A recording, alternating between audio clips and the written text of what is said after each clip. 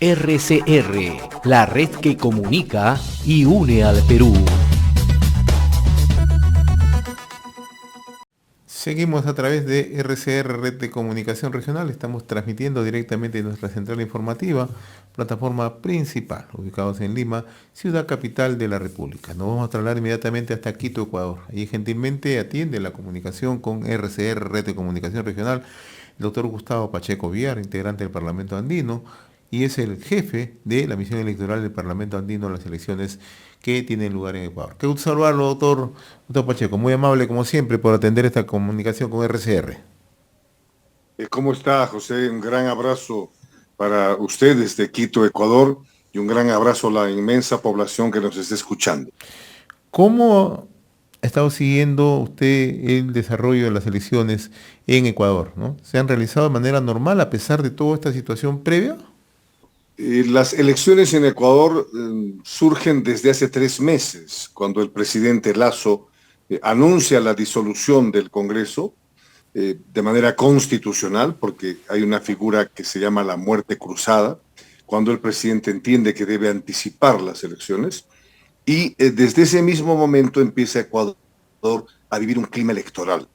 El Parlamento Andino desde Bogotá, Colombia, donde está nuestra sede, lo que hace es acompañar al proceso ecuatoriano y empezamos a trabajar y tender puentes con todas las instituciones y partidos políticos del Ecuador.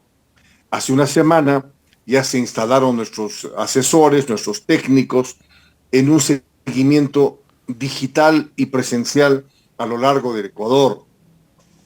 Los parlamentarios andinos hemos llegado el miércoles, el jueves, el viernes, desde Perú, Chile, Colombia, Bolivia y Ecuador. Somos 25 parlamentarios andinos, más nuestros asesores, equipos de trabajo, todos los recursos humanos puestos al servicio de la democracia en Ecuador.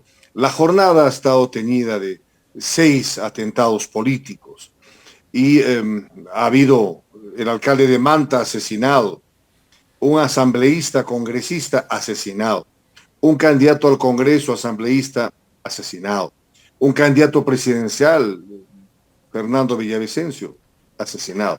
Luego 2 conatos, 2 balaceras, 2 atentados denunciados por el candidato Noboa, que hoy pasa segunda vuelta con la señora Luisa González. Y entonces, el caso del desayuno del candidato Otto, que también sufrió una balacera, marcan un clima de verdadera preocupación y todos hemos vivido con inseguridad este proceso. Los ecuatorianos y los observadores internacionales que hemos llegado nos han acompañado las Fuerzas Armadas, las fuerzas policiales, pero el clima, José, es un clima de mucha complejidad, de mucha inseguridad. Ustedes van a tener que emitir un informe. Usted además es el presidente de la misión de observadores del Parlamento Andino, ¿no? Hay una segunda vuelta electoral el 15 de octubre, ¿no? ¿En qué plazo van a presentar este informe, un poco ya mirando en perspectiva lo que se viene en Ecuador? Hoy día, ya nosotros tenemos un informe preliminar que vamos redactando poco a poco y esta noche pues nos ha tocado trasnochar para conocer los resultados casi finales y luego también hemos puesto en blanco y negro todas las recomendaciones y fallos que creemos que se pueden mejorar en el sistema electoral. Hoy día, lunes a las 11:30 de la mañana, vamos a presentar ante la presidenta del Consejo Nacional Electoral, el presidente del Consejo Contencioso Electoral, el propio gobierno y los partidos políticos. El informe del Parlamento Andino se presenta hoy, 11:30 de la mañana. Ahora, el Consejo Nacional Electoral, de acuerdo a las primeras proyecciones, doctor Pacheco, ya da a conocer que quiénes son los candidatos que van a segunda vuelta el próximo 15 de octubre, ¿no? Luisa Correa, que es la candidata del Movimiento de Revolución Ciudadana. Luisa González, candidata del presidente Luisa González, y también el señor Noboa, ¿no? Quien va en la segunda posición, ¿no? Que es candidato de la Alianza ADN, ¿no? Entonces, en estas circunstancias que vive Ecuador, ¿no? Ir a una segunda vuelta, ¿cómo observa usted? complicado, José. Lo importante es que Ecuador ha podido afirmar su democracia. Podían haberse suspendido las elecciones. Podían haber tenido marco jurídico, constitucional, real de suspender elecciones, pero Ecuador decidió ir a las elecciones.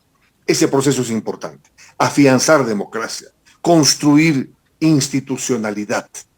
Por eso felicito al pueblo ecuatoriano, porque ha acudido masivamente a votar a las elecciones.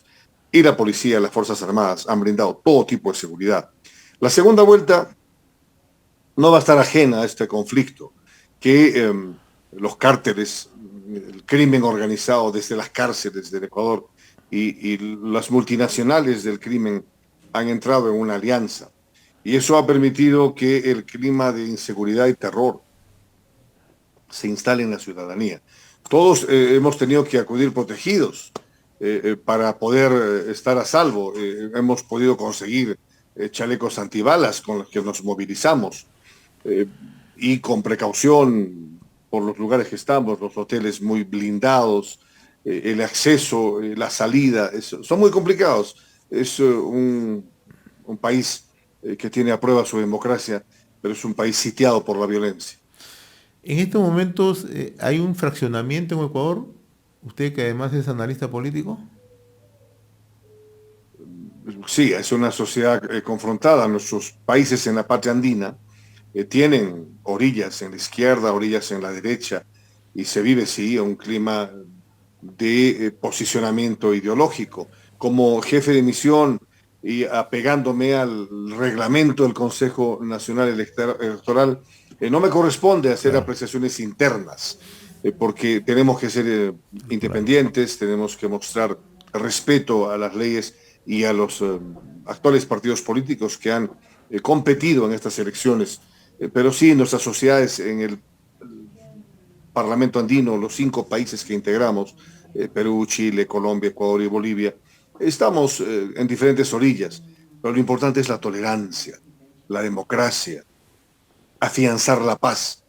Sin paz, sin seguridad, no hay camino al desarrollo. ¿Hubo ausentismo ayer en las elecciones tanto para presidente como para la Asamblea Nacional en Ecuador? No, ha habido una asistencia masiva. Las autoridades están satisfechas con la participación, tanto a nivel nacional como a nivel telemático en todo el mundo. Y además se hicieron 2 preguntas en el referéndum, porque hubo 2 preguntas, 2 espacios, aparte de las papeletas para presidente, vicepresidente y asambleístas, que aquí son congresistas. Se ha preguntado en una posición si se continúa o no con la explotación petrolera del Yasuní. El Yasuní es una explotación petrolera que está allí y la población se ha manifestado si debían seguir o no. Al parecer los resultados son negativos. Y otra situación del Chocó andino, para ver si se permite o no la minería artesanal, la mediana minería, la gran minería o ninguna minería. Todo eso también ha merecido un pronunciamiento de la población. Todo esto está recogido en el informe que hoy presentamos. Muy bien, doctor Gustavo Pacheco, jefe de la misión electoral del Parlamento andino en Ecuador. Yo le agradezco la amabilidad y seguramente ya en las próximas horas vamos a conocer detalles de este informe que van a presentar ustedes como misión electoral. Le agradezco la gentileza que siempre tiene usted con RCR, doctor Gustavo Pacheco, muy amable. Siempre es un honor, José. Dios proteja al Ecuador, Dios proteja a la patria andina. Gracias. Conversamos desde Quito, Ecuador, con el doctor Gustavo Pacheco, integrante del Parlamento andino y jefe de la misión electoral del Parlamento andino en dicho país. RCR, la red que comunica y une al Perú.